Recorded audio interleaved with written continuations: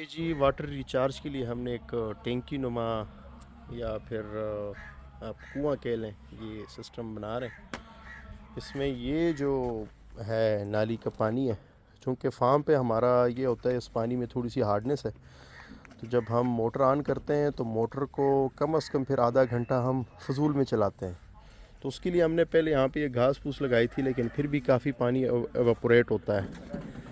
तो ये कुआं टाइप हम बना रहे हैं कि चलें, इसमें से जो मिट्टी निकलेगी वो हम इस्तेमाल करेंगे इन पॉट्स वगैरह में।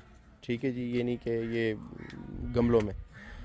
और साथ में जो पानी का बहाव इधर आएगा तो नीचे से जो है वो ज़मीन एब्ज़ॉर्ब करेगी, यानी जो ज़मीन में से पानी वहाँ से पीछे से हम निकाल रहे हैं वो वापस यहाँ पे पानी वापस अंदर जाएगा। और कुछ बतखे शतखे रखेंगे तो चलें, उनके लिए एक अच्छी ज़बरदस्त जगह भी बन जाएगी, फलेंगे फूलेंगे, खुश होंगे यहाँ पे।